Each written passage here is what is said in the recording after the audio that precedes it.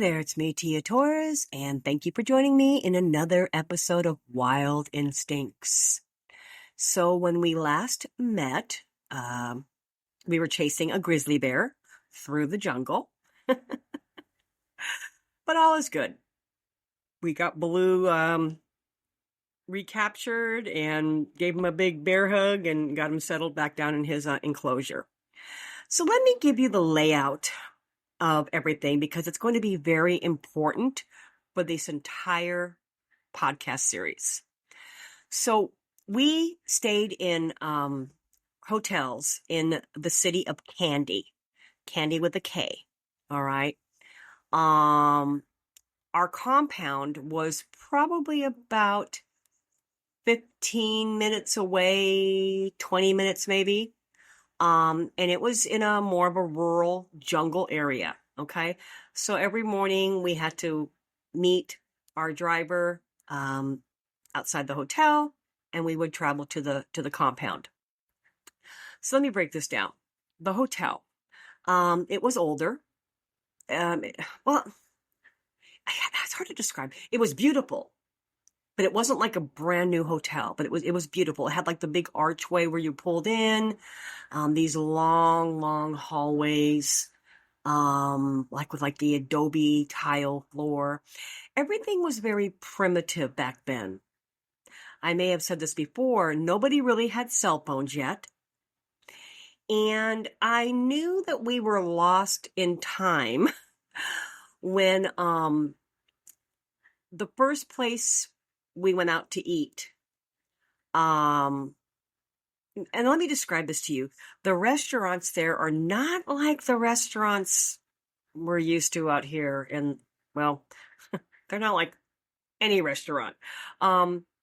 Because back then it wasn't quite a third world country. Maybe it was just a little bit past that.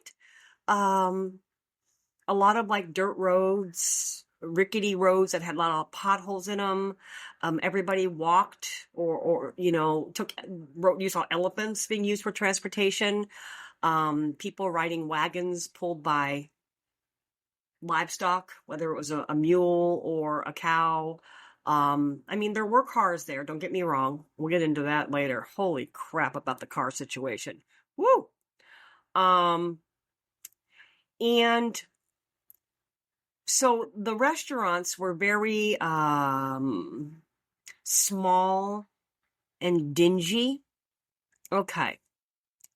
So our first few days there were very eventful. So let me, because I can't remember everything quite in chronological order. I just remember events. So let's talk about the hotel in the city of Kandy first, and then we'll get into life on the compound. So I do remember this.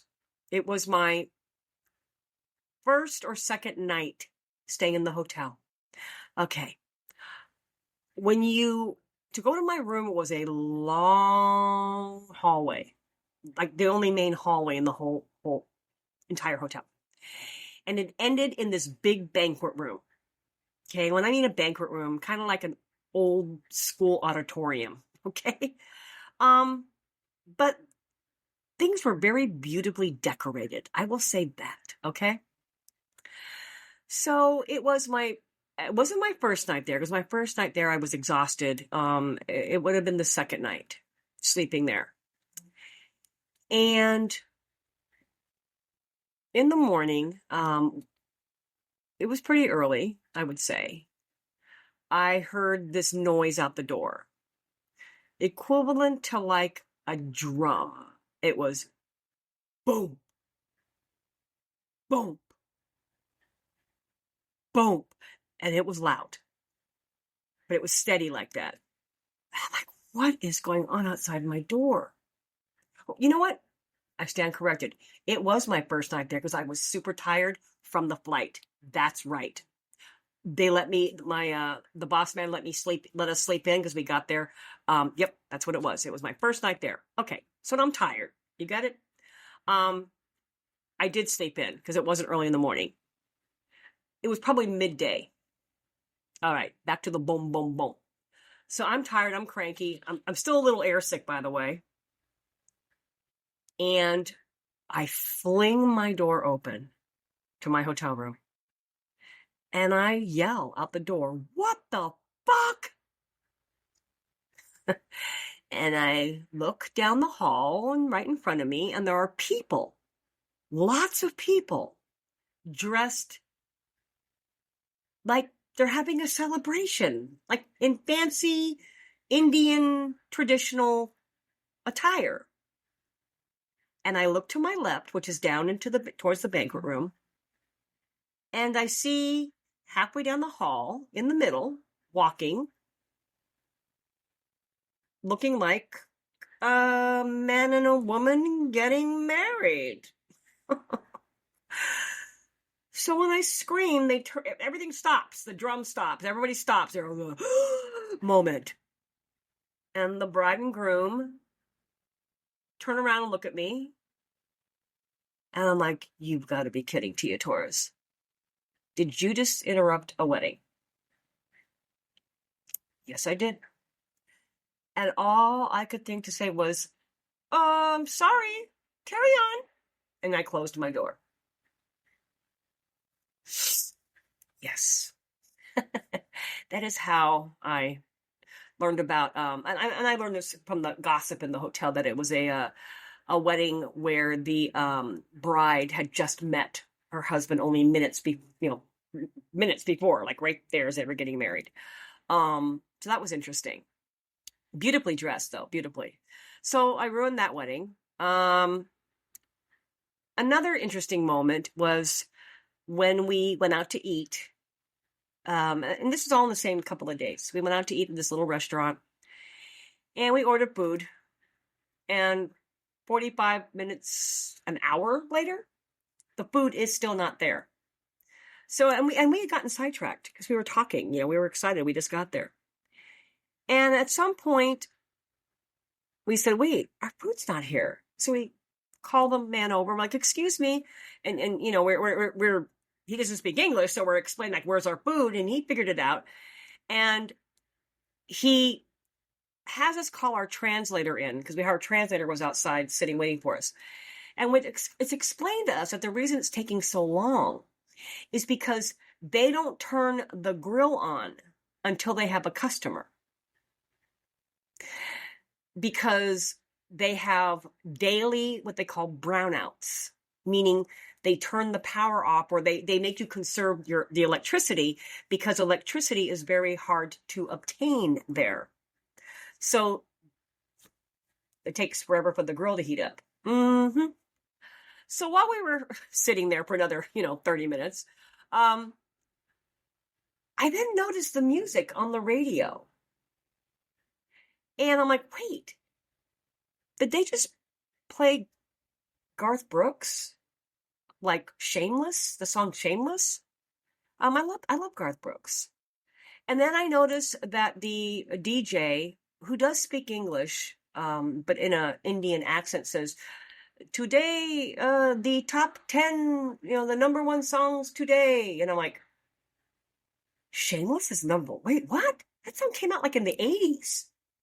And then figuring out that Sri Lanka is like lost in time. It's not quite up to speed with the rest of at least the U.S. So that's when we started to notice that things were very different there. We became very frustrated because we did bring certain things with us to use, like a curling iron, a hair dryer, that type of thing. Well, they did not have typical outlets. Like, we had to go out and buy more things that fit their outlets. I don't know like enough about electricity to know like 12 amp, 20 amp, whatever. Everything we had did not work. Nothing.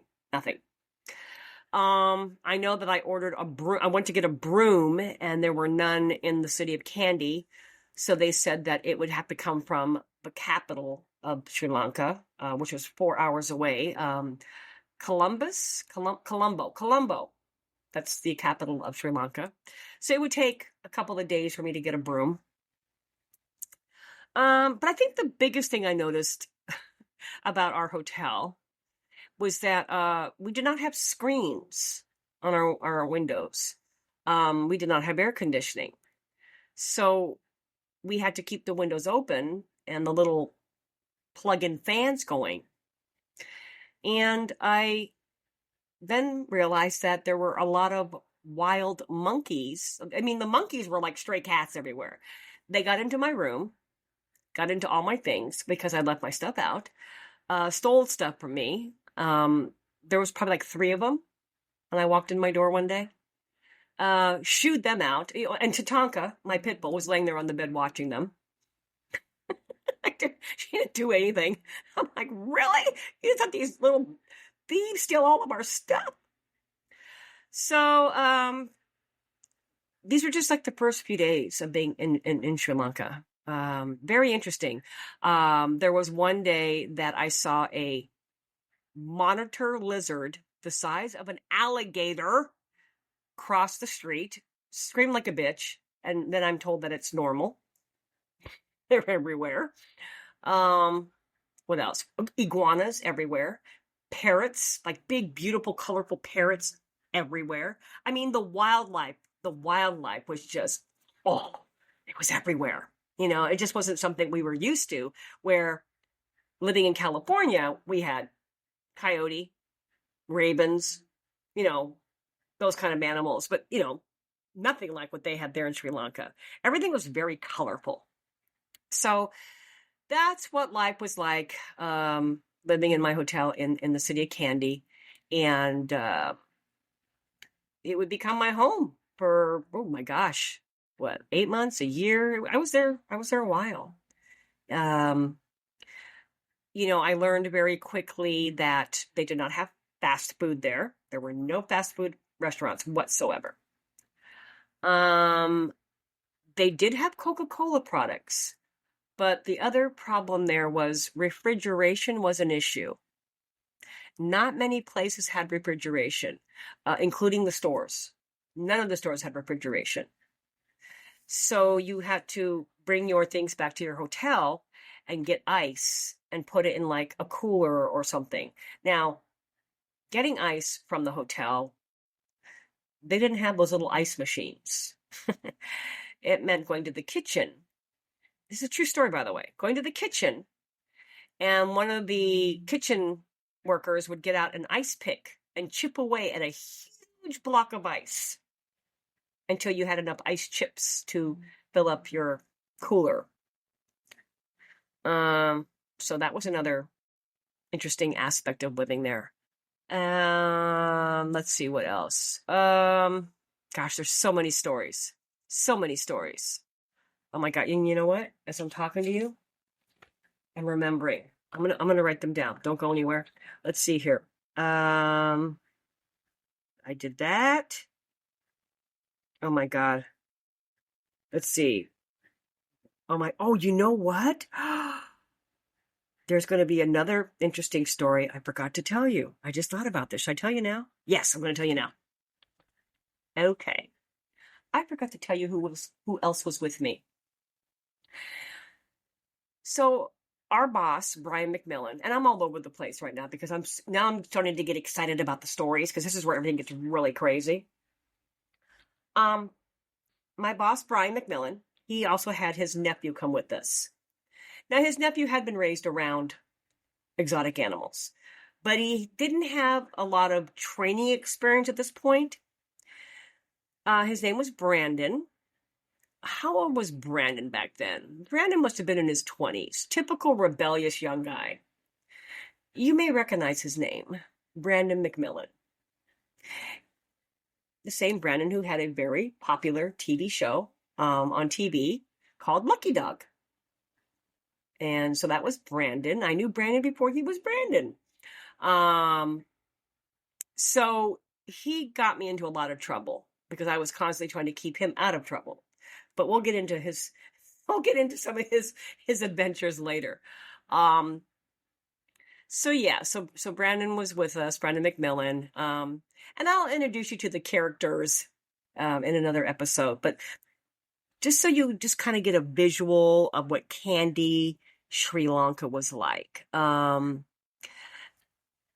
I had to make do when it came to finding food because they did not have fast food. And being someone who gets migraines a lot, I had to eat constantly.